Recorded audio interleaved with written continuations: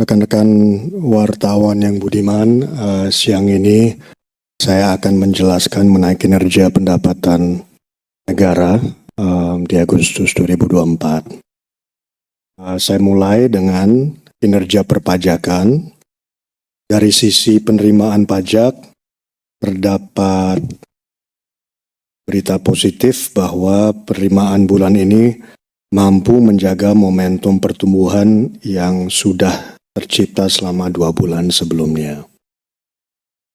Diharapkan tren positif tersebut tetap terjaga di bulan-bulan selanjutnya.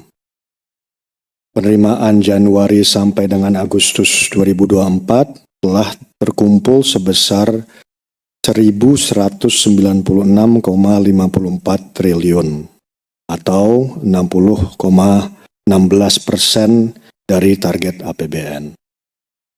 Capaian per kelompok pajak sebagai berikut. PPh non-migas realisasinya sebesar 665,52 triliun atau 62,58% dari target APBN. Dengan pertumbuhan bruto negatif 2,46%. Meskipun masih mengalami kontraksi, namun kinerjanya menunjukkan perbaikan. Terlihat negatif growth-nya yang melandai dibandingkan bulan-bulan sebelumnya.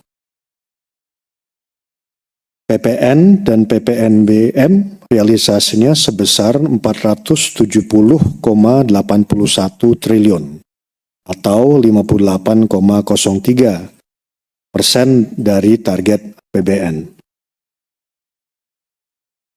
Dengan pertumbuhan bruto 7,36%. Pertumbuhan bruto yang positif ini menunjukkan sinyal ekonomi kita sedang tumbuh. PBB dan pajak lainnya realisasinya sebesar 15,76 triliun atau 41,78% dari target APBN dengan pertumbuhan bruto 34,18%. PPh migas realisasinya sebesar 44,45 triliun atau 58,2% dari target APBN dengan pertumbuhan bruto minus 10,23% terkontraksi akibat penurunan lifting minyak bumi. Saya lanjutkan dengan penerimaan per jenis pajak. Per Januari sampai dengan Agustus 2024. Mayoritas jenis pajak utama, terutama pajak-pajak yang berbasis pada transaksi pada tahun berjalan, menunjukkan pertumbuhan positif. Peningkatan tersebut diantaranya PPh 22 import dan PPN import. Didorong peningkatan nilai import bahan baku dan migas dengan total realisasi sebesar 227,32 triliun, di mana realisasi PPh 22 import adalah 50,99 triliun dan realisasi PPN import di angka 176,33 triliun. PPh final realisasinya 87,99 triliun, didorong kenaikan pembayaran deposito atau tabungan serta peningkatan dari sektor konstruksi dan aktivitas sewa tanah bangunan. PPh pasal 26 realisasinya 61,46 triliun, tumbuh karena peningkatan pembayaran bunga dan royalti. Pajak yang mengalami penurunan adalah PPh badan, terutama akibat penurunan harga komoditas. Realisasi sampai dengan Agustus 2024 sebesar 212,70 triliun. Namun demikian, apabila dibandingkan dengan bulan-bulan sebelumnya, terlihat adanya perbaikan yang signifikan dan berkelanjutan. Sementara itu, secara bruto, PPN dalam negeri mencatatkan pertumbuhan 9,0%, sejalan dengan terjaganya tingkat konsumsi masyarakat. Namun, akibat peningkatan permintaan restitusi untuk mendukung cash flow perusahaan, pertumbuhannya secara neto mengalami kontraksi sebesar minus 4,9% dengan realisasi 275,69 triliun. Selanjutnya, dari sisi penerimaan sektoral Januari sampai dengan Agustus 2024, mayoritas sektor utama, terutama sektor yang terkait non-komoditas, mampu mencatatkan kinerja yang positif. Sektor perdagangan terus menunjukkan perbaikan pertumbuhan dengan konsumsi dalam negeri yang tetap terjaga. Realisasi mencapai 287,56 triliun. Namun, peningkatan restitusi menyebabkan pertumbuhan netonya lebih kecil daripada pertumbuhan bruto. Sektor jasa keuangan dan asuransi tumbuh paling tinggi, seiring dengan peningkatan kredit dana pihak ketiga dan suku bunga, dengan realisasi mencapai 160,82 triliun.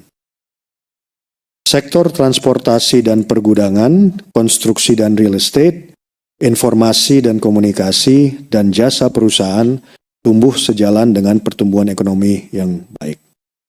Total realisasi dari keempat sektor tersebut adalah 190,75 triliun. Sementara itu, sektor yang mengalami penurunan adalah sektor industri pengolahan, terkontraksi akibat penurunan pembayaran PPh badan tahunan dan peningkatan restitusi pada subsektor terkait komoditas seperti kelapa sawit, logam, dan pupuk. Capaian realisasi sebesar 287,97 triliun. Sektor pertambangan terkontraksi cukup dalam, terutama karena penurunan PPh badan tahunan dan angsuran PPh badan. Kedua hal ini dipengaruhi oleh penurunan harga komoditas serta peningkatan restitusi. Realisasi sektor pertambangan mencapai 65,90 triliun rupiah. Saya lanjutkan dengan kinerja bea dan cukai. Penerimaan kepabean dan cukai sampai dengan bulan Agustus tercatat sebesar 183,2 triliun atau 57,1% dari target APBN. Dibandingkan dengan periode yang sama tahun lalu, penerimaan kepabean dan cukai masih mampu tumbuh 6,8%. Seluruh komponen penerimaan kepabean dan cukai juga terpantau mengalami pertumbuhan. Penerimaan bea masuk sebesar 33,9 triliun atau 59,1% dari target APBN. Kinerja bea masuk ini tumbuh sebesar 3,1% year on year, yang didorong oleh naiknya nilai impor sebesar 3,4%. Dan menguatnya nilai tukar US dollar. Meskipun tarif efektif terpantau turun karena turunnya penerimaan dari komoditas utama seperti kendaraan bermotor, suku cadang kendaraan, dan produk baja. Penerimaan bea keluar mencapai 10,9 triliun atau 62,2% dari target APBN. Penerimaan bea keluar ini tumbuh signifikan sebesar 59,3% yang dipengaruhi oleh kebijakan relaksasi ekspor komoditas tembaga. Meskipun di sisi lain terjadi penurunan bea keluar dari produk sawit, dampak dari turunnya harga dan volume ekspornya. Penerimaan cukai mencapai 138,4 triliun atau 56,2% dari target APBN. Penerimaan cukai juga terpantau masih tumbuh 5,0% year on year. Untuk komoditas cukai hasil tembakau tumbuh 4,7% year on year dipengaruhi oleh kenaikan produksi, terutama hasil tembakau golongan 2 dan 3. Untuk komoditas minuman mengandung etil alkohol juga tumbuh 11,9%, dampak kebijakan kenaikan tarif dan kenaikan produksi. Untuk komoditas etil alkohol juga tumbuh 21,9% sejalan dengan kenaikan produksinya. Selain itu, Bea Cukai juga terus melakukan penindakan secara konsisten untuk menekan peredaran rokok ilegal, di mana pada periode tersebut sebanyak 157,5 juta batang rokok ilegal telah berhasil ditindak. Saya lanjutkan dengan kinerja PNBP. Realisasi penerimaan negara bukan pajak sampai dengan 31 Agustus 2024 tercatat 383,8 triliun atau 78% dari target APBN. Capaian ini terkontraksi 4,8% year on year. Penurunan harga minyak mentah Indonesia dan berkurangnya lifting minyak bumi serta moderasi harga batu bara acuan menjadi faktor-faktor dominan yang menekan capaian PNBP. Namun, pendapatan kekayaan negara dipisahkan dan badan layanan umum masih menjadi kontributor utama yang mendorong capaian PNBP hingga Agustus 2024. Realisasi pendapatan sumber daya alam migas mencapai 66,3% dari target APBN atau terkontraksi 5,1% year on year. Pelemahan ini terutama disebabkan penurunan ICP dan lifting minyak bumi. ICP menurun akibat turunnya permintaan minyak mentah di pasaran. Penurunan lifting minyak bumi disebabkan penurunan tingkat alamiah sumber migas sejalan dengan fasilitas produksi migas yang sudah berumur. Realisasi pendapatan SDA non-migas mencapai 80,4% dari target APBN atau terkontraksi 19,5% year on year. Pelambatan kinerja tersebut akibat penurunan pendapatan sektor minerba. Adapun sektor kehutanan, sektor perikanan, dan sektor panas bumi menunjukkan kinerja positif dan kenaikan signifikan dibandingkan periode yang sama tahun 2023. Pendapatan sektor minerba, saya lanjutkan, mencapai 84,8% dari target APBN atau terkontraksi 21,5% year on year. Faktor penurunan harga batu bara dan mineral di pasaran menyumbang pengurangan signifikan pendapatan sektor minerba tersebut. Pendapatan sektor kehutanan mencapai 62,1% dari target APBN atau tumbuh 16% year on year. Hal ini disebabkan adanya pembayaran dana reboisasi dan provisi sumber daya hutan. Dilanjutkan. Sementara itu, realisasi pendapatan sektor kelautan dan perikanan mencapai 15,9% dari target APBN atau tumbuh 295,9% year on year. Hal ini adalah dampak peningkatan volume produksi kapal perikanan. Selanjutnya, capaian pendapatan sektor panas bumi mencapai 59,5% dari target APBN atau tumbuh 7,5% year on year. Selanjutnya, realisasi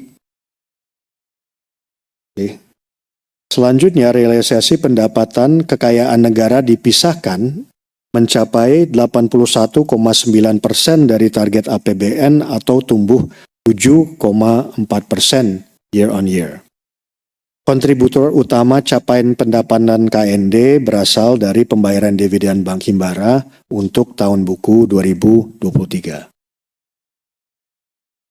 Capaian realisasi PNBP lainnya mencapai 85% dari target APBN atau terkontraksi 10,4% year on year. Pendapatan minyak mentah tumbuh 59,5%. Namun, pertumbuhan tersebut belum mampu menopang kontraksi pendapatan penjualan hasil tambang dan pendapatan PNBP Kementerian Lembaga. Pendapatan PNBP KL mencapai 91,5% dari target APBN atau terkontraksi 5,8% dari tahun sebelumnya. Penurunan ini terutama disebabkan oleh pendapatan tidak berulang pada Kejaksaan dan Kominfo. Namun di sisi lain, beberapa KL mengalami pertumbuhan positif seperti Kementerian Perhubungan, Kementerian Pertahanan, Kementerian ATR BPN, dan Kementerian Hukum dan Hak Asasi Manusia. Realisasi pendapatan BLU mencapai 77,0% dari target APBN atau tumbuh 18,8% year on year. Kenaikan ini terutama kontribusi dari pendapatan non-kelapa sawit, pelayanan rumah sakit, dan pendapatan pengelolaan dana BLU. Pendapatan BLU pengelola dana, khususnya pendapatan pungutan ekspor sawit, mengalami kontraksi 14,3% dari tahun sebelumnya. Dampak penurunan rata-rata harga referensi CPO sebesar 5,4%. Rekan-rekan wartawan, demikian penjelasan dari saya mengenai kinerja pendapatan negara. Waktu dan tempat saya balikan ke Ibu Menteri. Terima kasih Pak Tommy. Sekarang untuk yang belanja, saya minta Pak Wamensua untuk bisa menjelaskan dan pembiayaan nanti sekaligus. Pak Sua.